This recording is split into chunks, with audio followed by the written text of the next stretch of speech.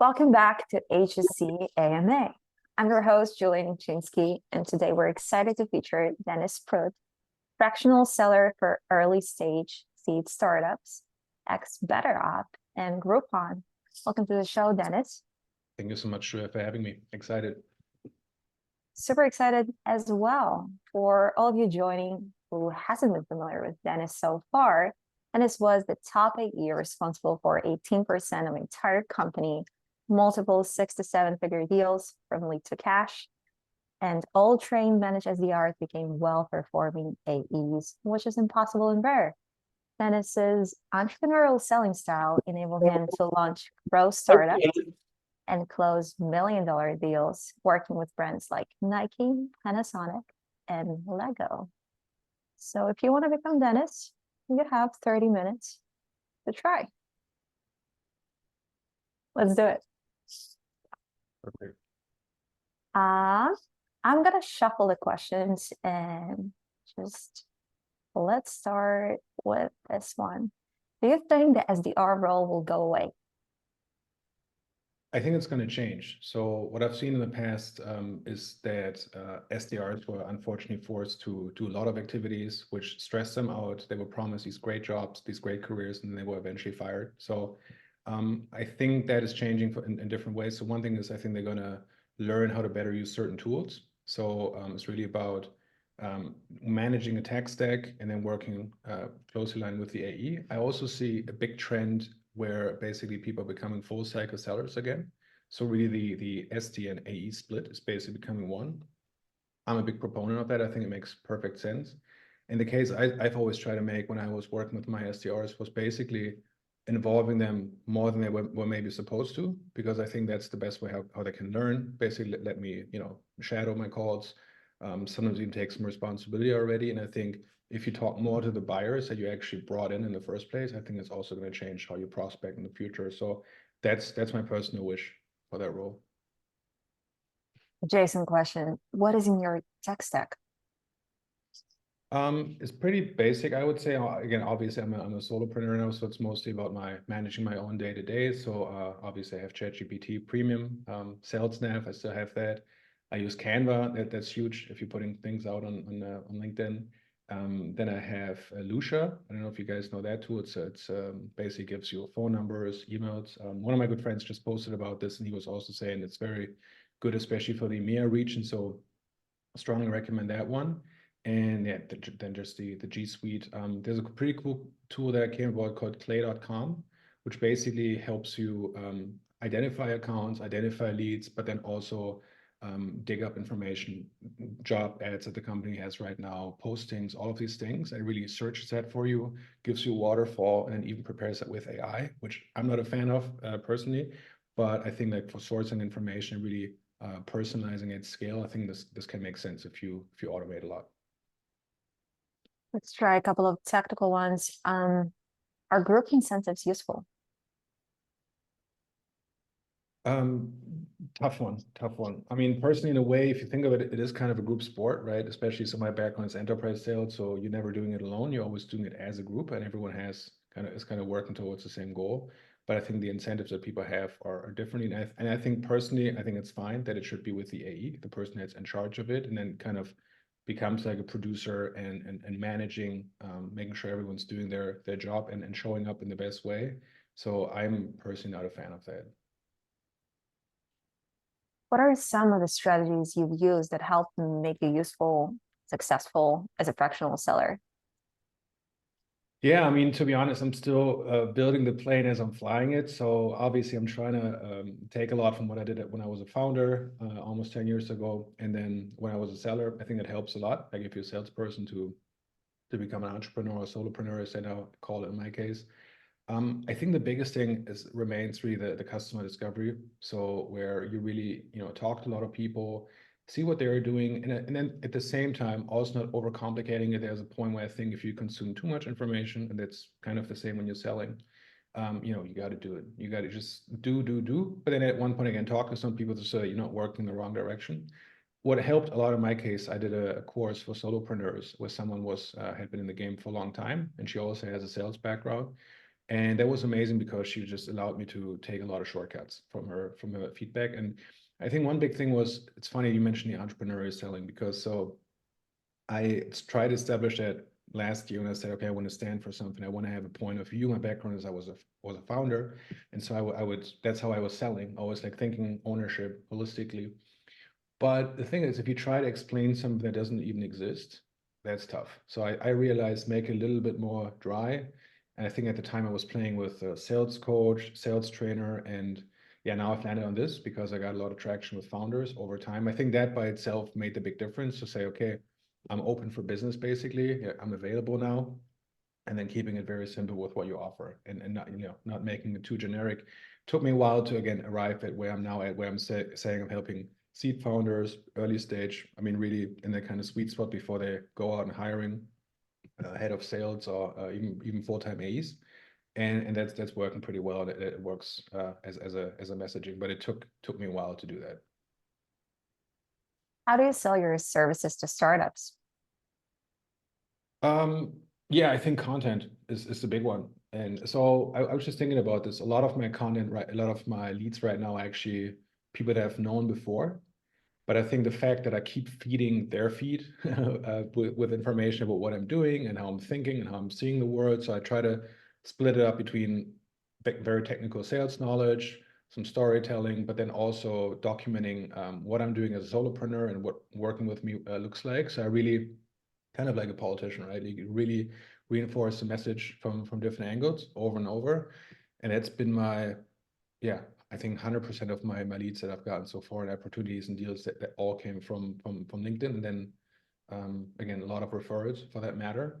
Cold outreach, again, now that I have really my ICP is getting more and more defined. So I think I've done some outbound now, but yeah, I think content is still going to be the biggest driver. What's the most effective channel for outbound in 2024 and why? Yeah, I've touched on it already. I mean, it depends. It depends who you're selling to, right? Who you're selling for. So when I had my own startup, we targeted local businesses, and there were like tens of thousands of them. So that's where it made sense to actually spray. When I worked at Groupon, it was the same thing.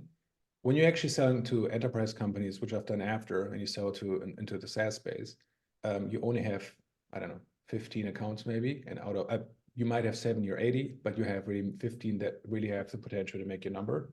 And out of that, you might have 5 to 3 that really help you, right? And so I think with that, you got to be very calculated. One thing I've been telling all the founders, I'm also advising right now, is really like get out there and put content out there, which kind of goes against what I'm doing in a way, but gladly there's still a lot of work to be done once you have a opportunity. There's a guy called, I think he's called Adam Robinson. He's the CEO of a company called retention.com. He's probably the OG for that. He's built, I think, the second company from 0 to 20 mil ARR and a bootstrap. And he documents everything. And I think he's growing. He shrunk his sales team, I think, effectively by down to 3 or 4 very senior AEs. And I think that's it. And I think that's probably where it's gonna go. So yeah, like LinkedIn, using that as a channel. And then I would also always say what I've also done in the past. Again, for me, my spiel was always early stage, and so the question was like it's kind of like leading a guerrilla unit, and how do you get you had to be very creative, you had to think out of the box because you didn't have brand awareness, you didn't have endless resources financially. So having partners and in general a network, I think those are two things that I realize. Partners in particular, when I think about um, a lot of my deals, you still had to sell to the partner as well, right? You still had to convince them to stick their neck out for you. But once you were on the door, they had an interest. Obviously, they got a cut, and they had the credibility on the other side, and they had the insights. I think that's maybe the most important thing in sales is like the ultimate currency is like having the insights, and how is someone wired, what's really going on? Because when we think about, there's a lot of public information that you see in annual reports. You have stuff that people talk about in the podcast, maybe, but the real stuff that they don't want to put out in public, they might tell you that behind closed doors. And that's oftentimes the reason how you win or lose deals. So I think having partners in any way, using any lever like that, if you can make that, I think that's very wise.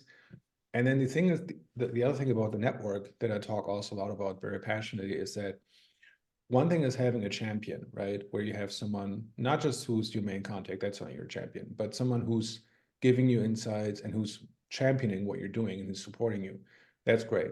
But the question is, what I've noticed with a lot of people is that they don't keep in touch, and they think, okay, I'm going to go to another company and I'm going to sell to a different department. And so why would I keep that contact? And I think it's kind of stupid. If you think of compound investment, right, how that works, it's like it compounds over time, and it's because you don't take the money out. You don't always start from zero. And I realize the more I've been in the game and the bigger my network has become, the more I use it to qualify, to get into doors.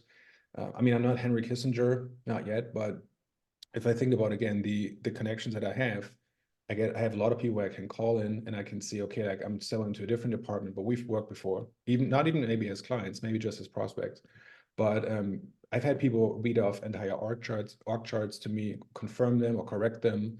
I've had people tell me, okay, like this buyer is also talking to this company right now. And that really changes how you do your messaging and your outreach in general. So I think keeping that up, and again, when I was at BetterUp, I took a lot of my old contacts from Antwerp with me from Portugal, and that's how I built my pipe, really. And yeah, I still had to do some work. I had to instruct them well, which I think is a challenge of its own. You have to do that well. It doesn't go automatic. But yeah, so I think that's really, really important. What's more important, personalization or relevance? Yeah, I keep reading this and people keep asking me about it. Because I also talk about emails every now and then. And I think it's from the guy Yuri, who I think is a great guy. I like following him a lot.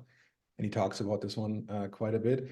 That's the one where I disagree with him, I have to say, because in my view, at least, and I think I've commented on that a few times on his post. I think he came back on it. I don't know what exactly he said, but for me, personalization is relevance. Like I think a lot of people view, or maybe that's how it's taught, but it shouldn't be taught like that, is that personalization is not a gimmick. So that, Julia, you and I went to the same school. I mean, who cares, right? Like that's not personalization. But I think again, going back to the information, the more insights that I have, what I use to either form a hypothesis, if haven't talked to anyone else and I want to reach out to your cold, I use whatever I get, probably look at your podcast or something, or look at your LinkedIn. Or ideally, I've talked to someone around you, and then I use it, and that for me is personalization. It's like highly customized, it's targeted. And so again, for me, it has to be relevant. Everything that I put in there has to be relevant. And even if I use something to build a rapport, something more personal, okay. But above all, the whole email personalization is really relevance in my view. Yes, I'm just curious. So there's this kind of mindset that you have to constantly chase, I don't know, the new trick, the new methodology, the new leader, the new hack. And basically, if you follow that route, you'll end up, constantly updating your micro methods, micro hacks, and gimmicks. And then there are methodologies that are basically, I don't know, like Sandler style or generally mindset stuff that is like stoicism or call it whatever, that is more like evergreen. Curious your thoughts on this. Do you combine both? Um, do you stick to a certain methodology? No, not really. I mean, I would say the more different sales leaders I've had, everyone had used, they use Band or Spin or Medic, like all of them. To be fair, I don't think they ever really made a huge difference for having applied them. I think having something like a scorecard, which we had in my last company, I thought that was a pretty cool thing. I think that actually really made you realize where do we actually stand at. Though, again, you could fake that in a way, right? You could kind of fake what you put in there and kind of the score that you got, and it would look good in front of your CRO until it was end of the quarter, and then you wanted to disappear from the earth. But for me, what's more important, I have to say, is again, what's the kind of information that you get? I think that's just not talked about enough and celebrated enough. Like what kind of real insights do you get with every new encounter that you have? Because I think that's ultimately going to drive it. And there's a guy that you probably all know. He's called Nate, I think Nasrallah. He wrote a book called. He's all about selling with the buyer and not to them, because he's saying, like if you're the decision gets made when you're not in the room. And what he talks about, I think that makes a lot of sense, is that kind of is a transfer, transferring that concept a little bit, is that, always on discovery mode and help using your buyer to help you kind of write that narrative and to help you write also that final proposal that you're going to send to the CFO, whoever. And I think that that's very closely aligned. Like I think the more real information you have of what's happening behind the curtains, and again writing that with your buyer but also other people, I think that's going to hit home more than anything else. And with the methodologies, I don't know. For me, I think it's good that they exist to some degree and help you qualify and then further move things down the pipe. But I'm not religious on either of them. But I know there's other people who are, and they have great results. So cannot be wrong. How do you call into leads that might not be your champion, but can help you get information? Yeah, like well, ideally you want to go for anyone who you think is gonna again help you advance, even if it's either actually make a decision. It's probably the first one you want to get to. But even if you have someone you think, and I think by the way we should again celebrate that too. If you talk to someone who's more junior, and you get there's a much higher chance they're gonna reply to you. So I think that's something again that's not talked about a lot about enablement. Um, being very honest, being very open. And I mean, the thing about them is that they sit in the company all hands and they have access to Slack and they have access to the company information. Again, all the stuff that's happening behind the scenes. And again, I think it's not a waste of time. You got to be careful, but because I think too junior would probably mean they don't have a lot of insight of whether companies, you're just a recipient of what decisions are made in the company and not so much influencing where the company is going to go. So I think a level of seniority is important. And again, like I don't think there's a difference between how you approach them. I think it's different when this is more if you're job hunting, but I think it's still important when you're interviewing. I think same thing, like trying to get as much information as you can and talking to people from the team and being very transparent that you're interviewing and try to get out information about the company, what that's like to work there. But if you're selling, yeah, I wouldn't purposely target junior people. It's more like if they pop up somewhere, if you connect with them, but I wouldn't purposely target them.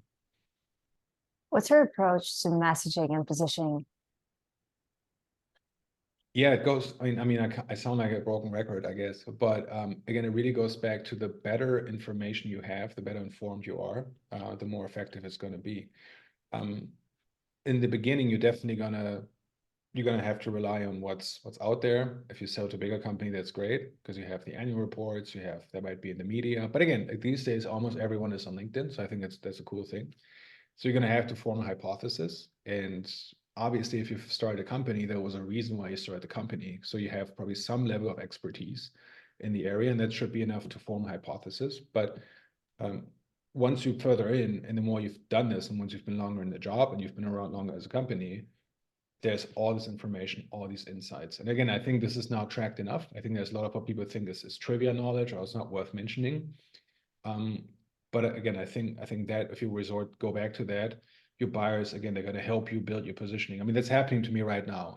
When I think about it, again, I'm very, very early stage with my own thing. And my prospects are buyers right now. They basically help me build my positioning. They're not aware of it. Maybe they would charge me then, but um, that's like wanting like talking using their own language, talking to them in their own language, again ideally even talking to them and with specific examples that's what's from their own company. I think that's how you always going to stand out too. And I think when I was selling to pretty large companies and they get flooded, the actually one good trick is I always contact the PAs. So I think a lot of people don't think about PAs where these EAs. So where you have executive assistants, these big again, if you sell them to the enterprise, and they often get skipped, but they own the calendar. They have a lot of information about the person, and I've talked to a few of them, and they've said to me, we're replying only to your email because you actually stood out. It looked like you actually sat down and try to figure something out, and maybe I've done some research, or maybe I've tried to talk to 10 of their colleagues and realize, okay, like this is actually what's going on in your company and this is not public information. So I think even these days where everyone is using AI tools and people just get flooded, I think it will still stand out. Of course, there's a new component that even I had to get into after 10 years of being in sales, where the technicalities of making sure that your emails, for example, even get delivered. Because as we all know, right, like Google and Yahoo implemented this the spam filter, and I think it was February 1st. And so now what things people are doing is basically they buy different domains, then they have different email addresses, and so they make sure that they really never go over the threshold where they end up in spam with one email. So I think that's something for you to look into if you have issues with that. If you, I mean, you can track your deliverability rates, right? But yeah, I think you can still stand out, and obviously if you connect with someone on LinkedIn, whatever, I think if you are that precise, I think that still lands very well, because that's a good thing. A lot of people, I think, are just too lazy, and they've admitted that to me a lot of times, and I say thank you. It's good for me. How did you get such strong results for the teams you grew? Yeah, I think first of all, I've had great managers. So I think I've always qualified all of my jobs by the managers that I had, and thinking about like how they're going to make me develop and move forward. And what I had from probably my best manager when I was in Portugal, a guy called Felipe, Portuguese guy, very smart guy, very cool salesperson. He had this interesting mix, and I think that's where we aligned very much on values, where he practiced like tough love, right? So on one side, he was really hard, he was really, really tough, and he was very brutal when it came to just the basics. And I'm very similar to that. Like I think the boring stuff, I think we talked about this before, Julia, like doing that, the boring stuff, the non-fancy stuff over and over again.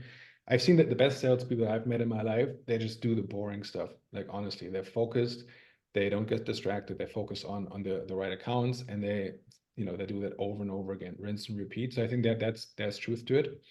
But I think if you lead a team, I think what's also important, again, what my manager did pretty well also was giving them stage time. I think was so important. And he was very good at catering to someone's personal, like individual skills, and not try to say that's like a negative thing, we all have to be the same, but really like, okay, you're good at that, so how can we bring that out more? And I think it was very smart. And the other thing that I've done every time I've interviewed someone or I've managed someone was always thinking about, okay, first of all, how did you end up in this chair? And it's really interesting how people tell their stories and how their initial dreams and what they wanted to do. And that was interesting. But then also, where do you want to go? And it's not so much just like, what do you want to do in 5 years? And everyone is supposed to say, oh, I want to be a VP at this company. And we all know you're not going to be here in 5 years, probably. But really, like, what do you want to do with your whole life? Honestly, like just the whole thing, give me everything. And it's so interesting what people say. And I think being able, if you can position the job that they're in right now as a way to get to that, whatever they want to achieve in life, in their career, or whatever, I think that's going to create that intrinsic motivation for people to where you kind of design it in a way. And again, my manager Philippe, he was so good at that, and I've taken a lot of from his playbook. And yeah, so that's all the SDRs that I've managed and also AEs that I've worked with, they've done pretty well. Trying to think about the next question. Lots of them. Let's do this one. Can you walk us through some seven-figure deals? Yeah, definitely. So the first one that I had, and I think it's important, by the way, the honest storytelling, because I think people tell these stories as they always leave out the context. And I think it's intimidating, and I don't like that, because then you want other people to start also. In my case, what happened is I had taken care of the retail vertical at the time when I was in Portugal at my company, and we were selling customer service translation tool to customer service departments. And COVID helped because I was taking care of the vertical at the time. There was not a lot of success. Not a lot of companies were actually online. But then because of COVID, all these big companies had to move online, and suddenly the customer service queries spiked, and they didn't have the agents to actually reply to these messages. And so with our tool, again, translating that and then having a human in the loop to fix that, that was like the perfect thing, to put someone in India and doing it still much cheaper. And that helped. But again, I had worked on that account before. And again, we had a partner. So I proactively saw like they had basically they were staffing these agents, there's these BPO companies that do these process outsourcing. And so I formed the hypothesis, and ironically, I got through the CFO at the time. Really, it was kind of interesting. And he replied, and he confirmed the right person. I didn't want to talk to the CFO, but I wanted to use that so I could go to the director of VP at the time and say, well, I've talked to your CFO, or actually use that email. And then we did a pilot. And again, using a partner helped for the insight. Again, by no means is that the partner did that deal. I mean, that it's like all our lab work, but they helped a little bit. And then we had a good pilot, and then we upsold that to, I think, 1.1 or something like that after a few months. And that was brutal because it was negotiations, I think, every week for like a few months. It was crazy. Actually, with a buyer, with a lead buyer. And at one point, yeah, we were like giving each other vacation recommendations and whatnot. And the interesting thing is, actually, on that note, the breakthrough moment was when actually he was preparing for a trip with his grandma and his family. They were going to pick her up, and we had a phone call, and he was just saying, "Look, Dennis, these are the points that we not, cannot do anything about it." And I said, "I cannot do anything here. Let's just cut the crap, right? Let's just get to it, and then okay, cool, done. I want to go on vacation." And I wanted to go on vacation 2 weeks after, so it was like, okay, cool. So that actually worked out. I think the toughest one was, and I think it's more relevant for European companies, is the GDPR piece. So selling software, and then the integration piece, and where the servers stand and what happens to the data. So it's always a tricky thing, especially if you sell for a bigger or smaller startup, because they don't have that infrastructure. They don't have all these certificates, the ISO 27000 and whatnot. So yeah, but eventually we got it done, and also by having calls with the legal team, the IT guys, and our leadership, our C-level, everyone was involved. And again, you're the producer, right? You're kind of the guy that has to assemble everyone, and then eventually we got that one done. How do you scale outbound? Is predictable revenue even possible? What was the first part of the question? Is predictable revenue even possible? Yeah, that's so funny. Predictable Revenue was the first sales book that I ever read by my mentor at the time, who formally introduced me to selling. So he called it the Bible. I read it in like 2 days, and it's not a book that you should read in 2 days, but I don't think so. Again, going back to what I was saying about the automation piece, if I think about the still very old school tactic of just, especially if you're more earlier stage or you enter into a new region, again, that's always my lens. I think then I know the numbers. It usually doesn't work. It's very poor. And again, like especially at the early stage, I don't think that it makes any sense. I feel there's so many nuances to it. And again, when people the problem is, again, when people tell the story of when they close the deal, they always polish it. It's kind of like an autobiography. In reverse, you were a genius, right? You foresaw everything because you're so smart. That's a bad thing, because again, you realize like how disruptive. There were so many factors that go into this. Again, in my case, COVID at the time helped in all these things. So could we have replicated that same story a year after? No, probably not. So I think the predictable revenue piece is a very tricky one. We should document what has worked and why it has worked, and again, be honest about it and not try to be fancy, because who cares if it's fancy? It's like, if do you win or not? Love that. What's your favorite book? Uh, Probably Siddhartha by Hermann Hesse. He's a German author, won the Nobel Prize. And I think he became famous in the US during the 60s movement with a book called Steppenwolf, which is also a pretty good one. But yeah, Siddhartha is probably my number one. I read it once a year. Last question. Where do you see yourself in 2030?